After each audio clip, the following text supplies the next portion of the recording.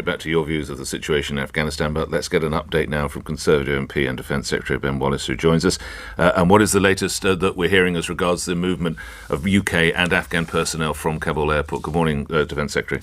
Good morning, Nick. So in the last 24 hours, 2,000 people were evacuated, which is a significant increase on the 24 hours before. The overall evacuation since April is 10,300. We've got out since August the 14th, 8,600, and we will continue to hopefully maintain that flow of 2,000 a day until we have to make the difficult decision of ending the process. That is, as I've said throughout, means that not everyone is going to get through. We are ruthlessly prioritising the people that will be most under threat, the people on the schemes such as the ARAP, that's the Afghan relocation scheme for people like our interpreters, etc., and the people that have helped us and our military, and indeed the British passport holders. So we have that's where we're at. The RAF, amazing job, Nick. They've flown in 30 tons a day of water to feed people. We have been feeding as many people as we can, both in the crowds. There is a humanitarian crisis, not only outside the gates, but to some extent with inside the gates. There were huge numbers of people who came in earlier.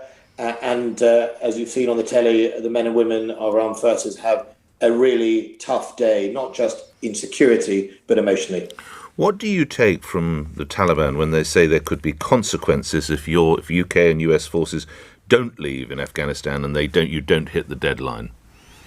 Oh, I think two things. I think one of all they are referring as much themselves as they are to ISIS. ISIS will be absolutely determined to make a statement, to get under the skin of the Taliban and demonstrate that they are the true jihadists. I think we've heard some public comments from ISIS to that extent.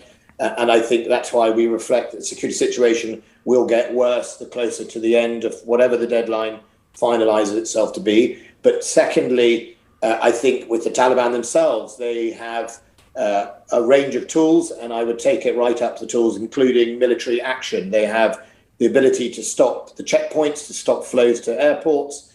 They have the ability to effectively prevent people getting out.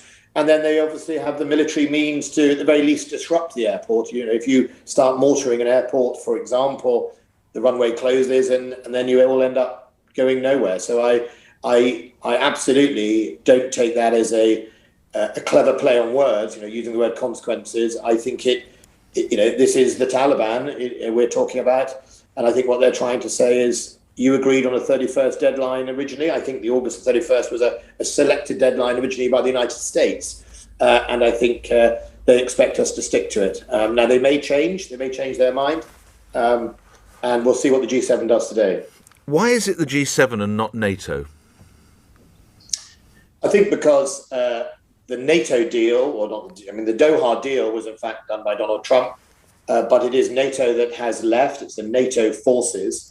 And I think, therefore, the consideration is broadening out the G7 to include countries such as Japan and other nations to say, look, this is now a humanitarian crisis, not a military operation. And remember, NATO was not there in the sense of on a humanitarian mission. They were there originally in response to Osama bin Laden and Al-Qaeda, and they were there to provide and support security to allow development to progress. The G7 will be all about humanitarian and saying, you know, we need space to sort this problem.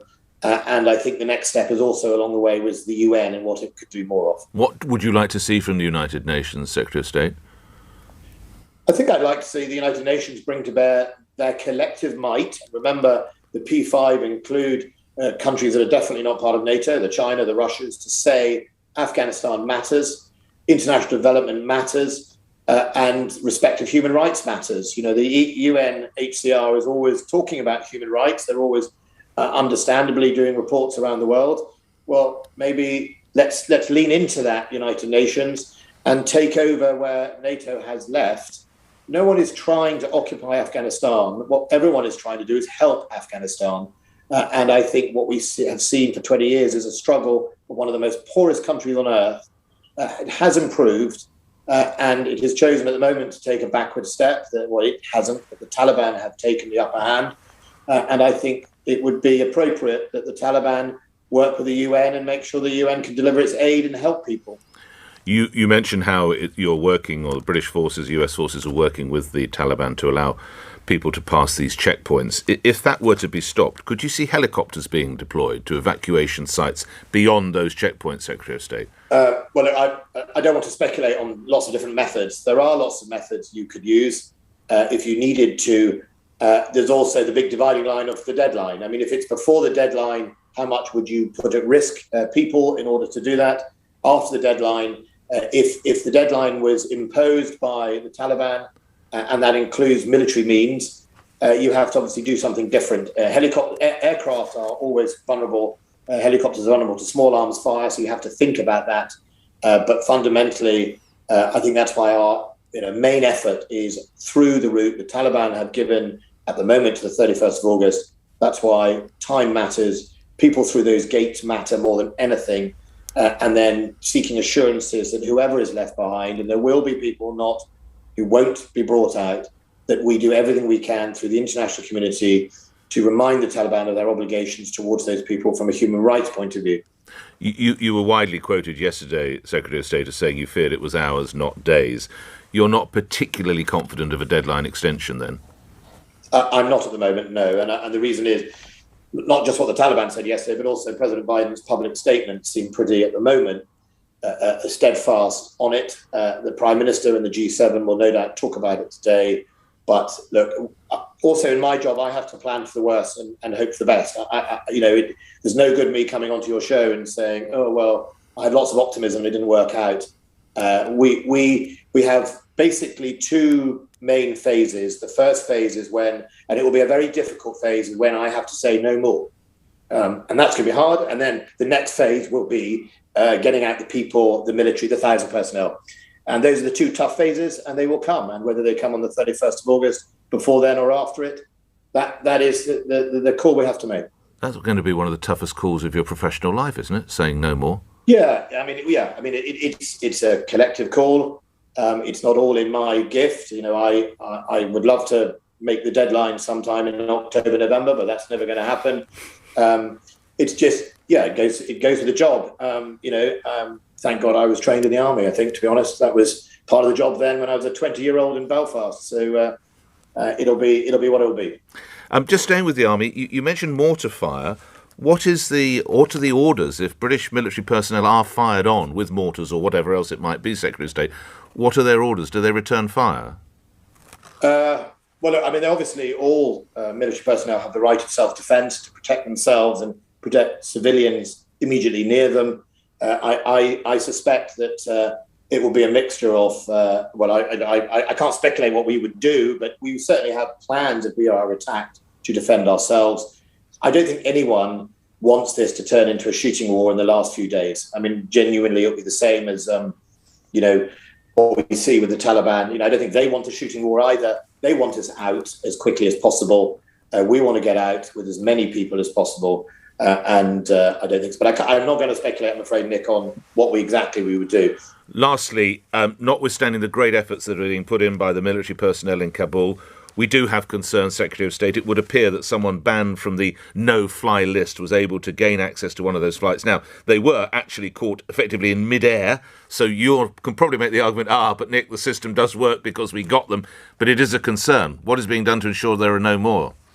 Well, so one of the reasons this evacuation is not about numbers of aircraft coming in and out and people on planes, and I've seen Penn Farthing, the animal rights, the animal campaigner, wanting to bring a plane in. This is not about planes. This is fundamentally about the flow through those gates. I think when I was on your show a few days ago, the Americans had closed all the gates because of security and processing people. And if you can't get through the gates, you can't get on planes. It's really as simple as that. So one of the things they do when they arrive or during the process as they travel to the airport, they are screened. We check who they are against databases and they get through the process. It's why we just don't open the gates. And if we were to open the gates, I would fear there would be many more people on lists like that. I think what I'd say from this, and I don't know about his actual specific case, but as a former security minister who was an oversight of things like watch lists, what I can tell you is it's not as straightforward as fly, no fly. Some of them are basically just checks before they fly. You know, we generically call it a no-fly list, but it may be that the individual was, you know, it may be check who he's flying with before he flies. It may be, you know, search the bags before they fly. It's not always a purely they're not allowed to fly. And the second thing is, and the good news is, it was picked up, you know, amongst all the chaos. And he didn't come in, I think it's a he, I don't actually know the specifics, as I said, of the case, but didn't come in a conventional route either. You know, came in on a military plane via UAE onto a charter plane, and still it picked him up. So I think that's you know, something to give some comfort. Right. But on further examination, it wasn't as serious, I think, as it was. But I'm alert to it as much as anyone else.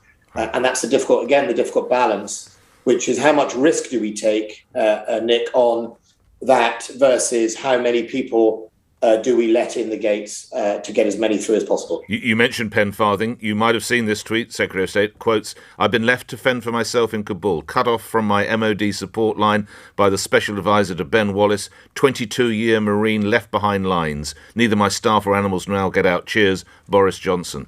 Secretary of State? Well, first of all, that's bollocks, Nick. You know, I've been watching, listening to that. Penn was offered and contacted on Friday to be brought forward to fly. His wife left, I think, on Friday. We have said that he will be eligible. He is as a British passport holder, and I strongly advise him to come to the airport and to take advantage of the route out. His personnel, his 68 people, will be eligible to come out. But this is not about what I'm being told about a lot of, which is simply the issue of a plane coming in. This is about the flow at those gates that I've talked to you about. And, you know, my advisors don't stop anyone. They don't make those decisions. The airport is run by the United States. This is not about a plane you charter coming in. This is about whether when he turns up, and, you know, he was called forward last week, when he turns up, will he get processed in time and on a plane? Will his people get processed on a plane? And, you know, I simply have to prioritize people over animals as well. I have some really desperate people in that queue who are really under threat of life and death. And if we don't get them out, you know, their future is very, very bleak. I simply have to prioritize those people over pets. Very important. Doesn't mean to say we don't care about animals or our animal-loving nation. Do I think that some of those people will be as under greater threat as some others? I think there are people under really acute threat, and I have to get them through. Ben Wallace, Defence Secretary, thank you for your time appearing here on LBC. 3 minutes after 8. Apologise for the slightly military language there. Let's give you the latest news. Simon Conway. On your radio, on Global Player, and Play LBC. Leading Britain's conversation. This is LBC. From Global's newsroom at 8 o'clock, the Defence Secretary says it's unlikely